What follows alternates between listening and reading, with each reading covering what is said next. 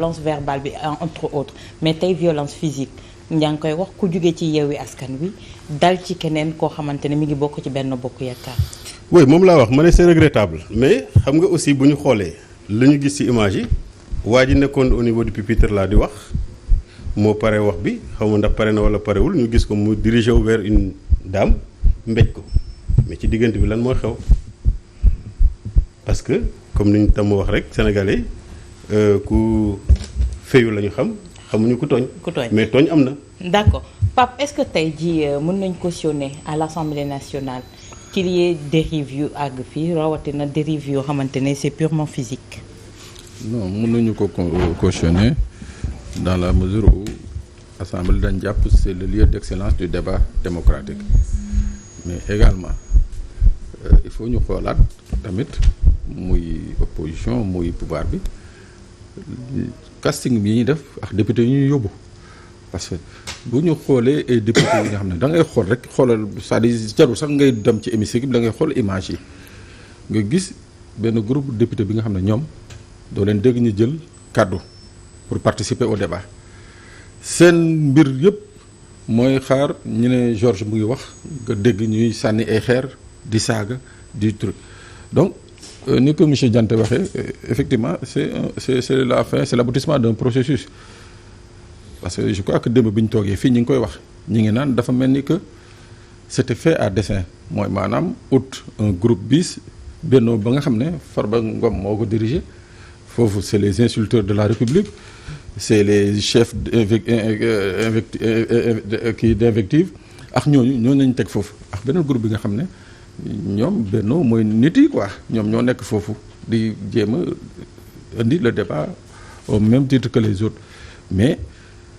fi ñu war a wax li ñu war a wax tey mooy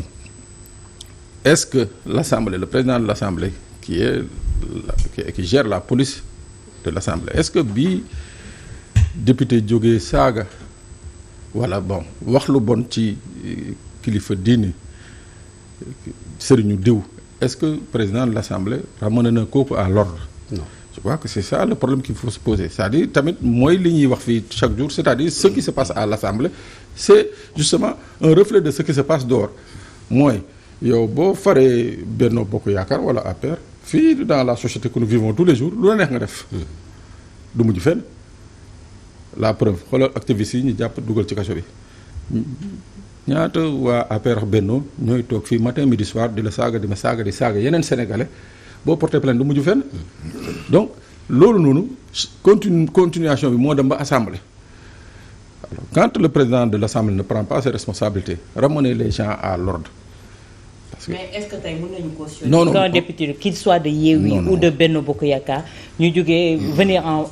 aux mains ak beneen naataangoom député. non je ne cautionne pas violence bi mais li may wax dama ne processus la c'est-à-dire aboutissement la daal buñ ko teeloon arrêté saaga yeeg yooyu ak surtout nag bay wax ci lu bon ci sëriñu jàmbur wala ki je crois que lii duñ fa àgg. mais tamit ni ki jante wax c'est dafa am lu am solo député politicien da nga am sa leader et idée moo leen di boole mais un chef religieux c'est encore beaucoup plus profond kenn du ko nangu Moustapha Diop mu ngi koy fàttali fii keroog neen maa ngi koy ñoo bokk keppaar gi mu ngi naan bu dee ku wax lu ñaaw ci sa njiit président de la République Macky Sall ngeen tontu ko kon bii boo ngeen paree dem tontu ji parce que chaque jour dana am ay taalibe yi nga xam ne ñi ngi ci kër sëriñ si di wax lu ñaaw ci président kon na ngeen saaga sëriñ yëpp. d'accord Georges tey ñu bëri dañu pointer du doigt ki nga xamante ne moo di président de l'Assemblée nationale muy Amadou Mame Diop nee nañu il a laissé faire il n'a pas pris li nga xamante ne moo di disposition yi mu waroon jël suivre li nga xamante ne moo di règlement intérieur bi ba nga xamante ne invective yooyu bokkul ci débat ba du fa invité wu ba tey ji mu dérapé ñëw ci xeex bi fa am. bon du ma wax ne moom le président de l'Assemblée nationale mooy le principal responsable je crois que c'est des responsabilités partagées lu xew Assemblée nationale tey yaakaar naa mosul xew Assemblée nationale en tout cas man mosuma gis. parce que n'oubliez pas que c'est pas des incidents xeex la bagarre bataille rangée la femme a finalement été évacuée de la salle parce que dafa xam non seulement du mbéj bi kese mais am na beneen waay bu jógee fële dóor ko benn maajéeri boo xam ne moom doy na waar. alors effectivement président de l'Assemblée nationale mu ngi xam ne mooy gérer la police de l'Assemblée am na si responsabilité. may fàttali yaa ngi ko doon poser la question à Dianté tout à l'heure là li mbir mi demee mooy lan mooy député boobu Massata boobu nga xam ne PUR la bokk te nekk Yewwi Askan Wi dafa jël la parole ne keroog am na benn député fekk le président de l'Assemblée nationale di doon rappeler le règlement intérieur sur les prises de parole mu ne ko pourtant démb am na keroog am na benn député bu jóg fii tooñ sëriñu jaambur te yéen waxu leen dara. ndaw si jóg ne maa ko waxoon te maa tey mu ne yaa tey mu ne waaw mu ne jógal ñu tase fii nga waxaat lu mel noonu ndaw si tamit ne maa tey maa ngi nii jóg di génn sa waay génn aussi mbéj ko affaire yi foofu la sabar bi tase. donc c'est pour dire une fois que vraiment c'est regrettable ce qui s'est passé je vois les gens dénoncer naan kenn góor warul dóor jigéen on est d'accord mais tamit. Wolof Njaay dafa ne ko attewul xuloo di nga atti xeex depuis le début xam nga commencé wul fii depuis le début il y a quelques jours bu mu waxee loolu bi ndaw si waxee loolu ñi koy tàcc ñi ne waaw il a raison même dans les réseaux sociaux ñi ngi naan oui il faut faire la différence entre un marabout qui fait de la politique et un marabout tout court entre le militant et le talibé mais bi waa Yewwi Askan Wi ak seen député yi defee seen conférence de presse pour dénoncer ce fait là sous la houlette d'ailleurs des membres du PUR en tout cas des responsables de ce parti-là ba def seen conférence de presse ñaawlu ko dénoncé ko en présence de tous les leaders et même des députés de Yewwi Askan Wi. Le même jour on a vu que le groupe parlementaire de Benno dafa envisagé woon def une conférence de presse le même jour certainement c'était pour répliquer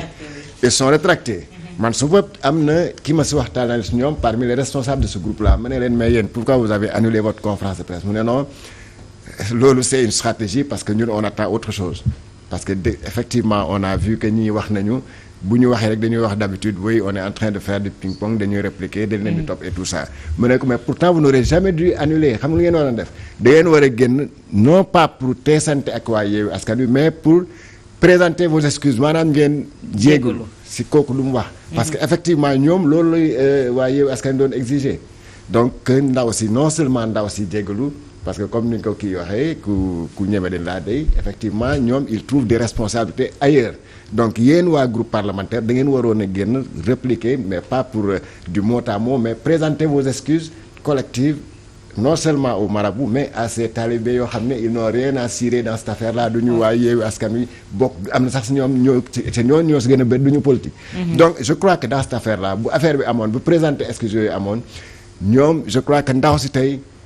elle n'aurait jamais dû penser encore rééditer le coup c'est parce que l'autre jour daf ko wax dara génn si dara fekk ko si au contraire dañ ko féliciter. moo tax mu ñeme ne maa tey te ma dinaa ko waxaat mais donc là pour dire quoi pour dire que je crois que député Assemblée nationale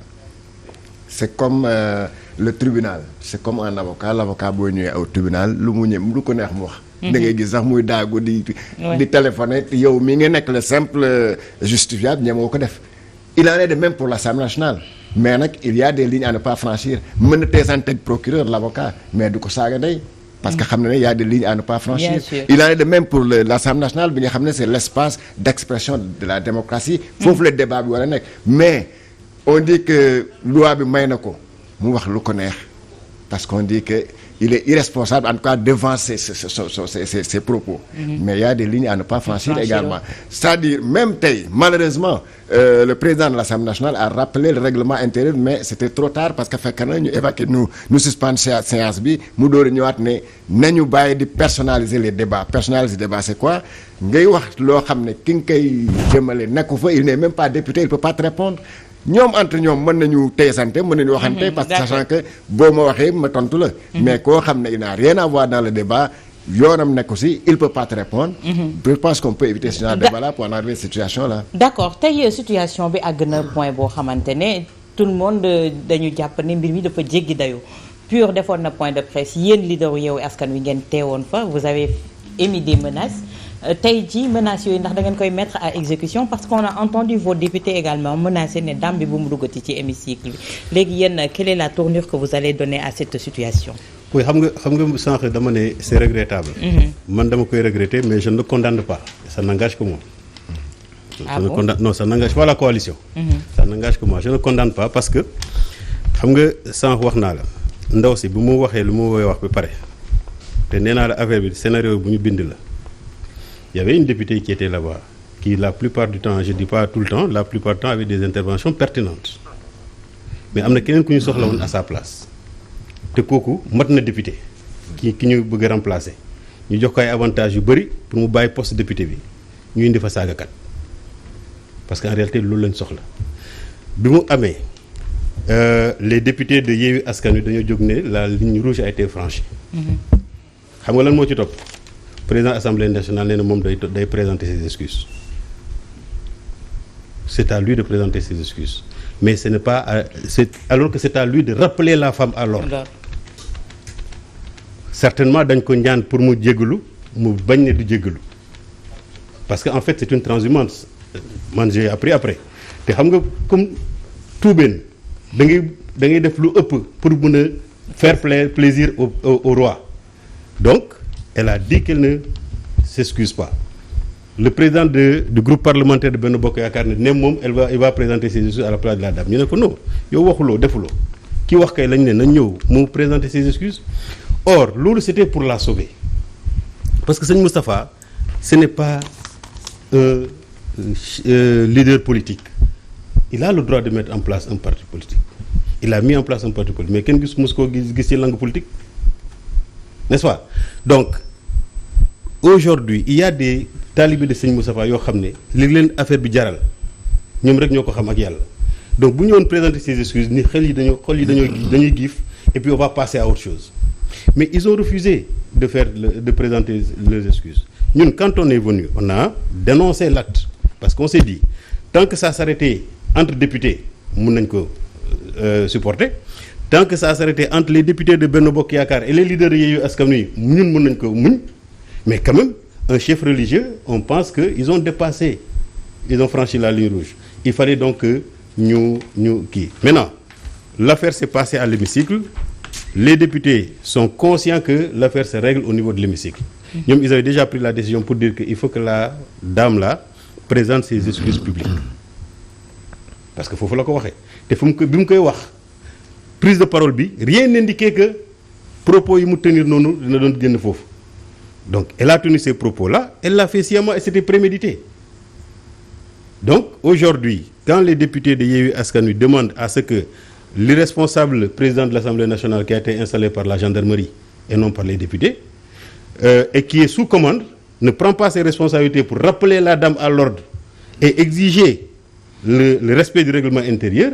des genres de situations là peuvent se produire à l'Assemblée et c'est regrettable. Mais on a entendu si seen point de presse boobu Ousmane Sonko yëkkati ay kàddu ne loo waa Yewwi defoon lu jaaduwul ci yoon ñoom dinañu rappeler à l'ordre mais tey est-ce que di ngeen rappeler à l'ordre également ce député là bi nga xamante ne tey moom il s'est transformé en karaté. oui mais xam nga moom lay wax c'est-à-dire que xam nga Massata ñëpp xam nañ ko ci nit ku dal n'est-ce pas. Mais il a été touché au plus profond de lui et c'est ça c'est pourquoi je crois que sànq Georges moo ko doon wax xaw ma Pape c'est-à-dire da nga am une immunité tu as le droit de dire des choses mais tu n'as pas le droit de dire n'importe quoi aussi.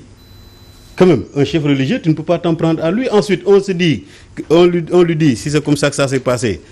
am na député boo xam ne yëkkatoo na fa ay kaddu yu ñagas teg ko ci deru kii bi nga ne man maa ko wax maa tey mais yow